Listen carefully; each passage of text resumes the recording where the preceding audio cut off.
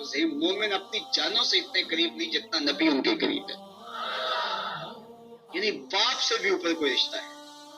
اللہ اکبر. اتنا گہرا اور اتنا گوڑا رشتہ ہے نبی علیہ السلام کا اہل ایمان سے. تو جب وہ اتنے شفیق ہیں اور ان کی شفقت کا عالم یہ ہے کہ ازواج مائیں لگی اور حضور روحانی پاک ہوئے اور مومنوں کی جانوں سے قریب ہوئے، تو پھر اہل ایمان کے ساتھ رشتہ کتنا گوڑا ہوگا. عزیز علیہ ما عنتم، ارشاد کیا کہ تمہارا مشقت میں پڑنا اس نبی پہ گراں گزر. جب تم تکلیف میں آتے ہو تو نبی علیہ السلام بے چین ہو جاتے ہیں. تکلیف میں تم آتے ہو بے قرار یہ ہوتے. مبتلائے درد ہو کوئی عذر روتی ہے آنکھ، کس قدر ہم درد سارے جسم کی ہوتی ہے. یہ نبی کا امت کے ساتھ رشتہ ہے.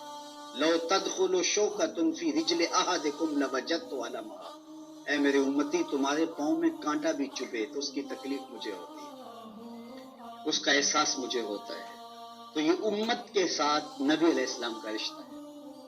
تو جب اتنا گوڑا رشتہ ہوگا تو کس قدر نبی کو فکر مندی ہوگی امت کی تربیت. باپ کا جو رشتہ اولاد کے ساتھ ہوتا ہے تو اولاد کا رخ ٹیڑھا ہو رہا ہو اور ان کی سمجھ ٹھیک نہ ہو تو ماں باپ بے چین ہو جاتے ہیں، ان کا قرار رک جاتا ہے، ان کی زندگی کا سارا چین ختم ہو جاتا ہے. میں نے ایسے لوگوں کو دیکھا ہے کہ جو انتہائی غلط زندگی بسر کرتے ہیں، لیکن اپنی اولاد کے بارے میں وہ بھی یہ آرزو رکھتے ہیں کہ ہماری اولاد اللہ کی ولی بنے.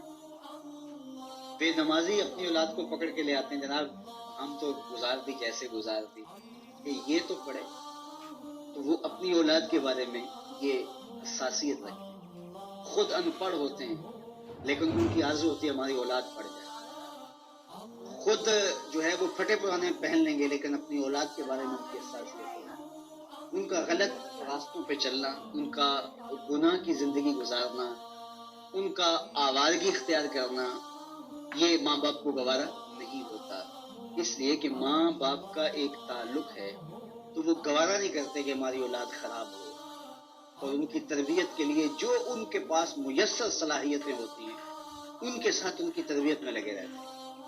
اسی طرح ایک استاد اپنے شاگردوں کی تربیت میں ہمہ تن مصروف ہوتا ہے، اس کی آرزو ہوتی ہے کہ یہ یگانہ روزگار ہوں.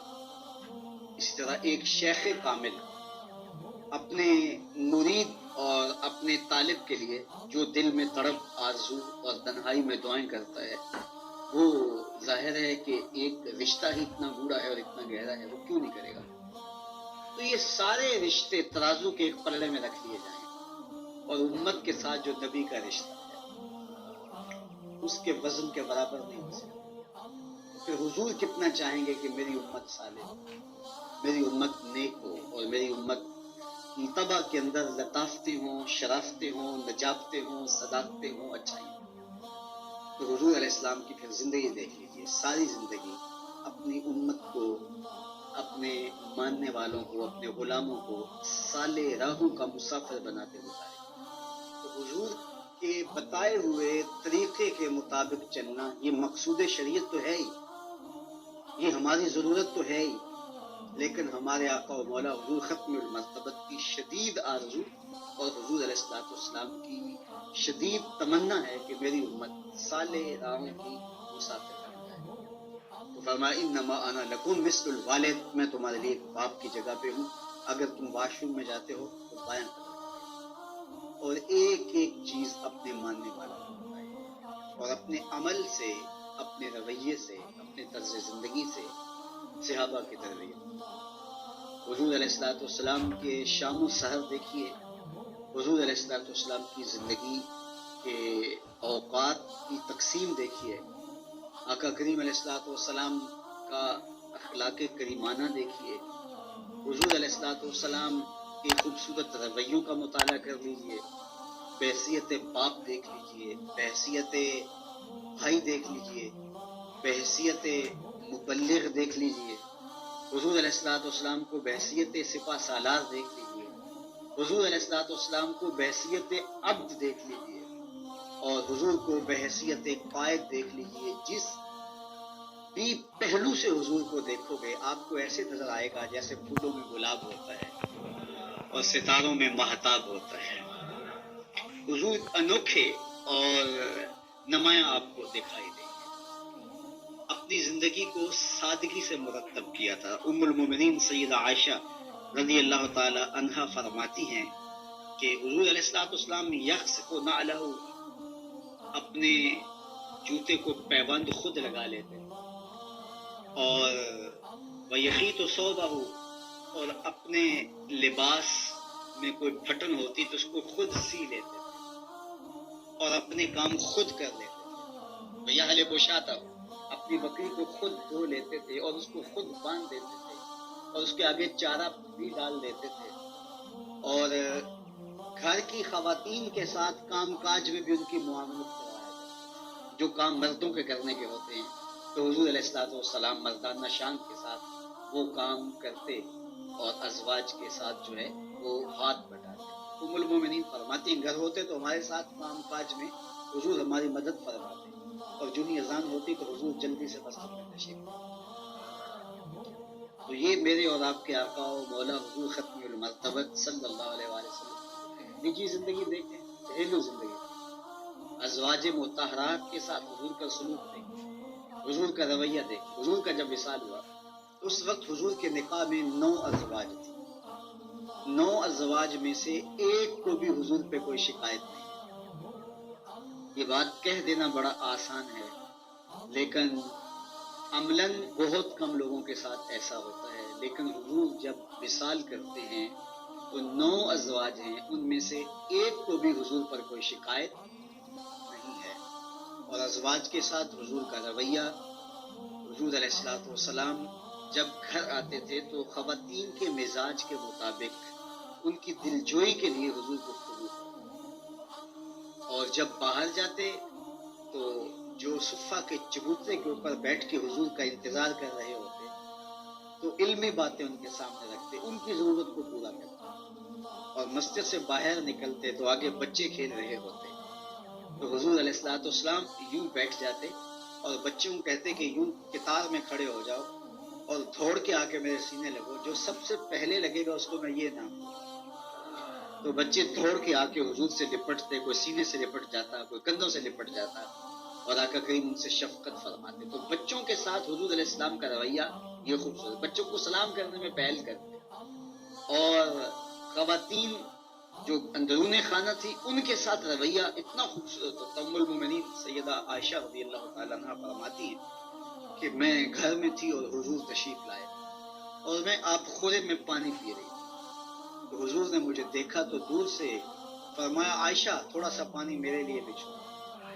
تو فرماتی ہیں کہ میں نے پانی چھوڑ دیا تو حضور نے میرے ہاتھ سے پیالہ لیا تو پینے لگے, پھر رک گئے اور پھر میری جانب دیکھا اور مخاطبہ کرتے ہوئے فرمایا عائشہ ذرا بتانا تم نے ہونٹ کہاں لگائے تھے؟ میں وہاں ہونٹ رکھ کے پانی پینا چاہتا ہوں جہاں ہونٹ تم نے لگائے. مجھے بتاؤ اگر بیوی کے ساتھ خاوند کا رویہ یہ ہوگا تو گھر جنت کا ٹکڑا بنے گا یا نہیں؟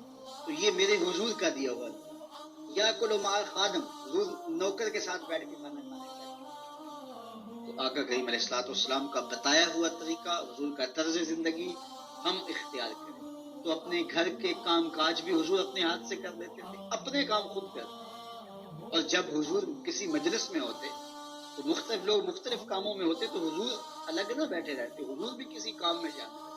ایک سفر پہ جب پڑاؤ ہوا تو کوئی جانور ذبح کرنے لگا اور کوئی چولہا سیدھا کرنے لگا اور کوئی اور کام کرنے لگا تو حضور بھی ایک سمت چل گئے. لوگوں نے کہا آپ کدھر جا رہے ہیں؟ علیہ جمع الحق, میں لکڑیاں اکٹھی کر گیا.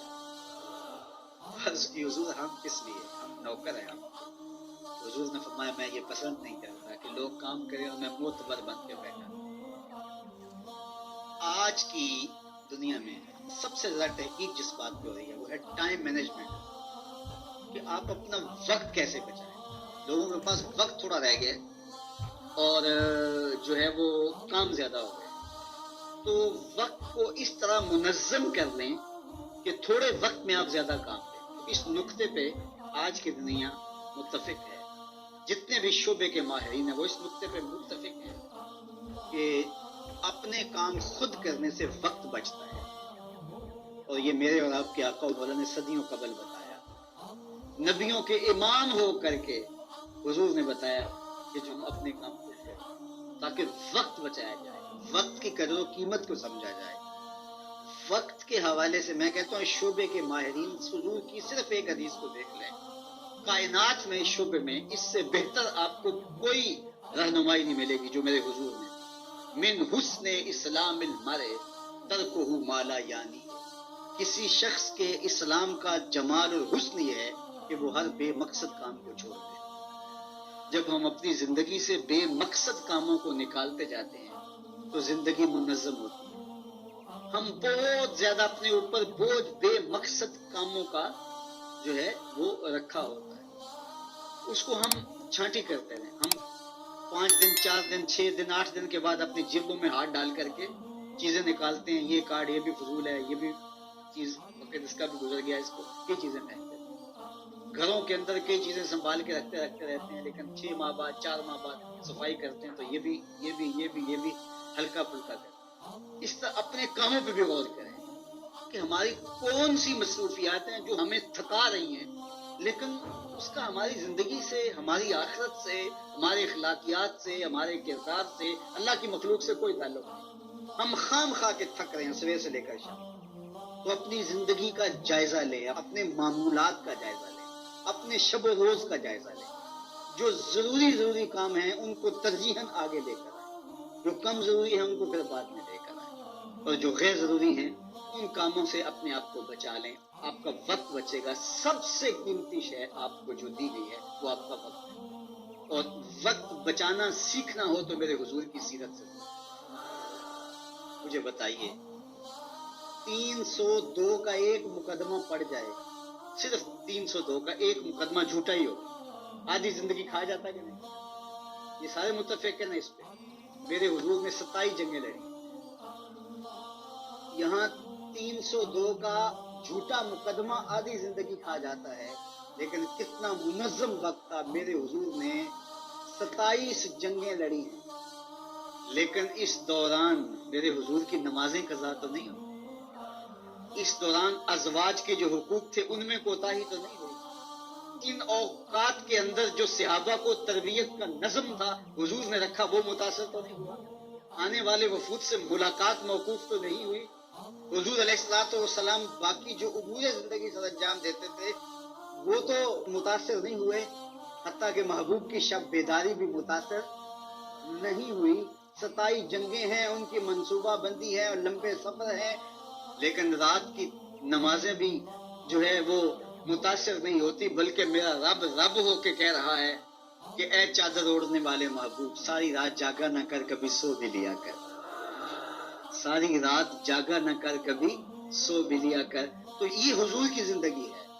कोई हुजूर अलैहिस्सलाम से सीखे, तो अपने वक्त को बचाओ, अपने वक्त की कदर सीखो, अपने वक्त के एक एक लहजे को महफूज करो।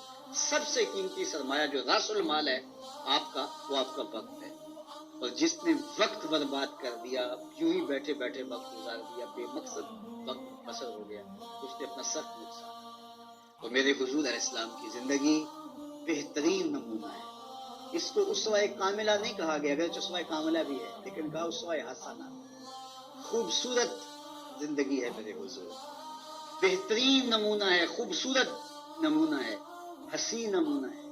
ये जिंदगी हुजूर की जिंदगी के मुताबिक अगर ढालना शुरू कर दोगे तो जिंदगी गुजारने का नशा आना शुरू होगा। तो इंशाल्लाह ये मजबूत चलता रहेगा। अल्लाह मुझे आपको अपनी राहों का मुसाफिर रखे।